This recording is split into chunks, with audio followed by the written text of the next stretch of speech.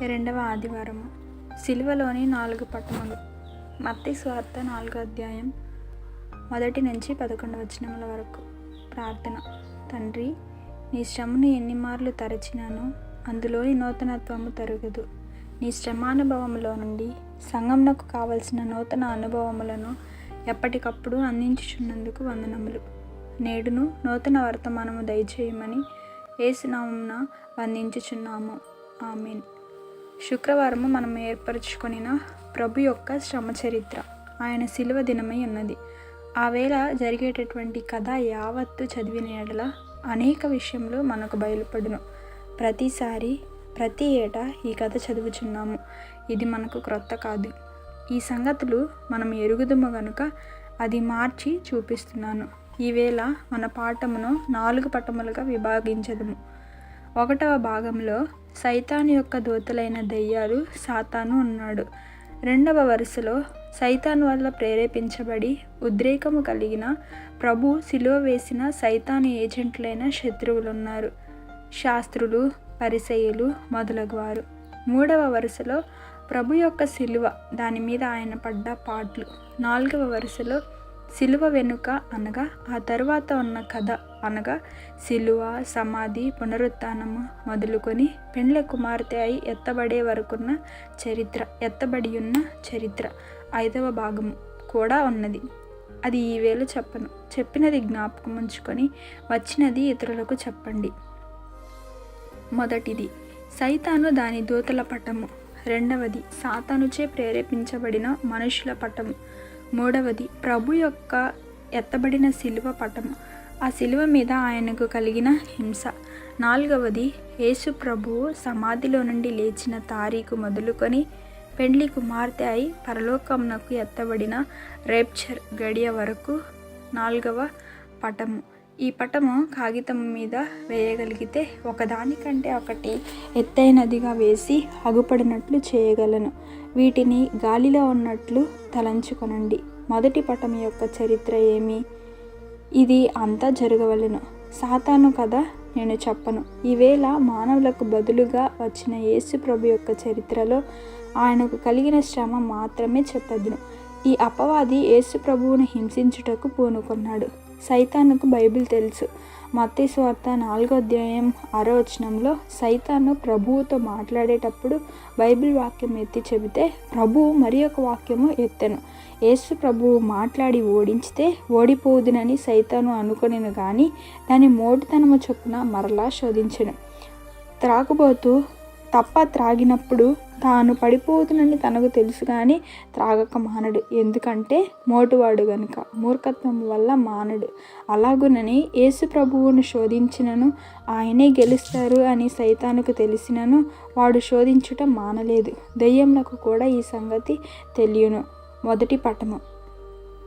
కపెర్నహూములో ప్రభువు దెయ్యములను వెళ్ళగొట్టినప్పుడు వాటికి తెలిసి ఏమనెను?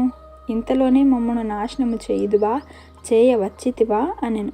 వాటి నాశన కాలం ఎప్పుడన్నది ఇదివరకు మీకు తెలిసిన కాలమే. యేసు ప్రభువు శిలువ మీద చనిపోయి సమాధై పునరుత్థానముంది ఆరోహణమై సంఘమును స్థాపించి సంఘం ఎత్తబడిన పిమ్మట 7 సంఘాల శ్రమ కాలము దాటి హర్మెగెద్దోను యుద్ధాంతమందు అంత్యక్రీస్తు దెయ్యముల మీద నిత్యాగ్ని పాలగుదురు. అప్పుడు సైతానుకు చెర, అది వాటి నాశన కాలము. ప్రభు పరలోకమునకు వెళ్ళి చాలా కాలమైనది. వారికి నాశనమున్నదని తెలియను. అప్పుడు రావాల్సినది కానీ ఇప్పుడే మమ్మల్ని ఎందుకు వెళ్ళగొట్టుచున్నావు అని దెయ్యం ఆయనను అడిగినది కానీ సైతాన్ని ఏమీ అడగలేదు. అది గుండె కొట్టుకొనుచున్నది. బైబిల్ 1 యోహాను 3వ అధ్యాయం 8వ వచనంలో సైతాను కార్యములు లయము చేయుటకే దేవుని కుమారుడు ప్రత్యక్షమాయనని గలదని సాతానుకు దెయ్యములకు తెలియను, అందుచేత దిగులున్నది. ఆయనను వాడు మూర్ఖత్వముతో నిండి ఉన్నాడు. సాతానును మన పాదముల క్రింద శీఘ్రముగా చితిక త్రొక్కించును అని సంఘము గుర్తించినది. సంఘము కూడా సైతాను క్రియలను నాశనము చేయనని సైతానుకు తెలిస్తే మాత్రము మానక ఇంకా కఠినత్వము కలిగించుకొనుచున్నది. అట్లే మూర్ఖుడు తన మనస్సును మార్చుకొనక ఇంకనూ ఎక్కువ కఠినత్వము కలిగించుకొనును.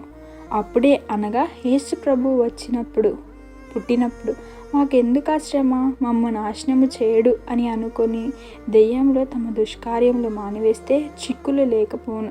మనుషులు మారుచున్నారా? దెయ్యములు మారుటకు ఒక పూర్తిగా చెడిపోయిన దెయ్యము మారుటకు పూర్తిగా చెడిపోక సగము చెడిన మనిషే మారుటలేదు. పూర్తిగా చెడిపోయిన దెయ్యం ఎట్లు మారును? ఇది ఒక పటము. రెండవ పటము, ఇది దెయ్యముల వల్ల ప్రేరేపింపబడిన వారి పటము. యూదులను రాణువ వారును ఎక్కువ తక్కువగా దెయ్యము వంటి వారే. ఆయన చనిపోయి సమాధి చేయబడి తిరిగి బ్రతికి వచ్చునని వారికి తెలుసునా? సైతానుకు తెలిసినంత బాగా వారికి తెలియదు. యోహాను ప్రకటన గ్రంథం రాసిన తర్వాత చదువుకున్న వారికి తెలియను. అదైనా కల అనుకొనిచున్నారు అని తలంచుచున్నారు. అందుకే వీరేమి చేయుచున్నారో వీరెరుగరు అని ప్రభు అనెను. ఎరుగుదురు గాని ఎరుగరు. అందుకే మోటుతనముతో ఆయన సిలువ వేసిరి. అంతకుముందు కొంత కథ నడిచినది. 31.5 సంవత్సరముల నుండి కుట్రాలోచన జరుగుచున్నది. ఏమని? యూదుల మతమును మోషే ధర్మశాస్త్రమును ఈయన మాటలు పడగొట్టేటట్టున్నవి గనుక ఏమి చేయవలెనో అని మాట్లాడుకున్నారు. అప్పుడు వారి మనసులో ఏమి తీర్మానించుకున్నారు? చంపడము తప్ప వేరే మార్గము ఏదీ లేదు, చంపడమే ప్రాముఖ్యము అన్నారు. ఇప్పుడు ఈ వరుసలో దుర్మార్గులైన శత్రువులు అన్నారు. కీర్తనలు 22వ అధ్యాయం. దావీదు వారికి బాషాను ఎద్దులు కుక్కలు అని పేరు పెట్టి అవి నన్ను చుట్టుకున్నవి అనుకున్నాడు. దావీదు వారికి ఆ పేరు పెట్టెను. వారు సిలువ వేస్తే అంతా అయిపోవును అనుకున్నారు. ఎందుకనగా వారు ఒకటి విన్నారు, అబ్బాయి నువ్వు త్రాగుచున్నావు, రోడ్డు మీద పడతావు, వాంతి అగును, ఇదంతా ఎందుకు, త్రాగుట మానము అని అనినను వాడి వెనక త్రాగును. అలాగే ప్రధాన యాజకుడు చెప్పాను, మరియు కావలి కాయవారు కూడా చెప్పిరి. 3వ దినము లేస్తానన్నాడు. ఎందుకు లేవలేదు అని వారు అన్నారు. రోగులను బాగు చేసిన వాడు, చనిపోయిన వారిని లేపిన ఆయన, దెయ్యమును వెళ్ళగొట్టిన ఆయన లేవలేడా అని వారు గ్రహించుకొనవలెను. కానీ గ్రహించలేదు గనుక వారు త్రాగుబోతు వారే. ఎందుకంటే ప్రభువును కీడు చేయవలెనని వారికి ఉన్నది. ఆయన లేచిన తరువాత అయినా క్షమించునని అడగవలసినది. అప్పుడు తీరిపోవును గాని అట్లు అనలేదు. అవతల సైతాను పాఠాలమున్నది. వారు కలువనివ్వరు, చెవిలో ఊదుదురు. ఇది ఘోరమైన పటాలము. 3వ పటము, ఇది సిలువ పటము. ఇది లోకమంతటా కల్వరి మీద కనబడే సిలువైనది. ఆయనకు తల మీద, కాళ్ళల్లో, చేతులలో బాధలు, ప్రక్కలో పొడిచిన బాధ ఉన్నది. ఇది సిలువ చరిత్ర. ఈ ప్రకారము జరిగినప్పుడు యూదులు దగ్గరున్నారు. వారితో పాటు సైతాను, దయ్యములున్నవి. వీరికి జాలి లేదు.